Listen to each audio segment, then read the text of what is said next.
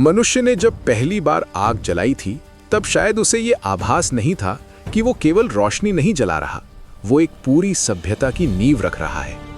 हजारों वर्षों की इस यात्रा में मनुष्य ने नगर बसाए, नियम गढ़े, आस्थाएं रची और व्यवस्थाएं खड़ी की। ये सब इसलिए था ताकि जीवन सरल हो सके, सुरक्षित हो सके और अर्थपूर्ण बन सके। पर इसी यात्रा में मनुष्य के साथ एक और सत्ता भी चलती रही, शांत, अदृश्य और अत्यंत प्रभावशाली। ये सत्ता किसी राजा के मुकुट में नहीं थी, न किसी सेना की तलवार में। ये सत्ता उन संरचनाओं में थी जिन्हें मनुष्य ने स्वयं अपने हाथों से बनाया था और जो धीरे धीरे उसके जीवन पर हावी होती चली गई। समाज, धर्म, राज्य और अर्थव्यवस्था ये कभी साधन थे, लक्ष्य नहीं। पर समय के साथ इन साधनों को संचालित करने वाले हाथ बदल गए। यहीं से एक नए वर्ग का उदय हुआ, ठेकेदारों का वर्ग। ये ठेकेदार ईंट पत्थर के नहीं थे। इन्होंने विचारों के ठेके लिए, आस्थाओं के ठेके लिए, नैतिकता के ठेके लिए, संस्कृति, अधिकार, संसाधन और अवसर सब कुछ ठेके पर ले लिया। इनके पास कानून की भाषा थी पर विवेक नहीं।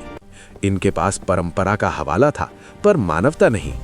इनके हाथों में नियम लिखने की कलम भी थी और व्यवस्था खोलने बंद करने की चाबी भी। ये पुस्तक उन्हीं अदृश्य हाथों की कहानी है जो कभी नैतिकता के नाम पर दिशा तय करते हैं, कभी सुरक्षा के नाम पर सीमाएं खींचते हैं, कभी परंपरा की रक्षा का दावा करते हैं और कभी विकास के नाम पर मनुष्य को ही हाशिए पर धकेल देते हैं।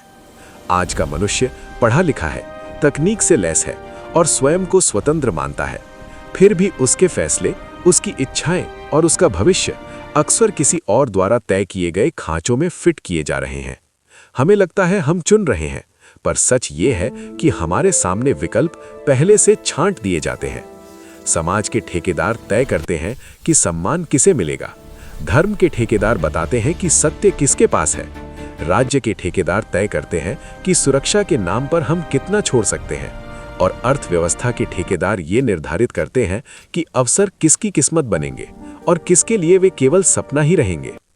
ये पुस्तक किसी विद्रोह की घोषणा नहीं है, ये किसी संस्था पर हमला नहीं है। ये केवल उस ठेकेदारी मानसिकता पर सवाल है जो मनुष्य से उसका विवेक, उसके विकल्प और उसकी गरिमा छीन लेती है। ये पुस्तक किसी निष्कर्ष तक नहीं ले जाना चाहती, ये केवल आपको आपके ही प्रश्नों के सामने खड़ा करना चाहती है। क्योंकि जिस दिन मनुष्य सवाल पूछने लगता है, उसी दिन सत्ता की परतें दरकने लगती हैं और शायद उसी दिन वो अदृश्य सत्ता पहली बार दिखाई देने लगती है। मानवता का भविष्य किसी नई व्यवस्था में नहीं, बल्कि उस साहस में छिपा है जब मनुष्य अपने विचारों, अपने निर्णयों और अपनी स्वतंत्रता का स्वामी स्वयं बने, ठेकेदारों के नहीं।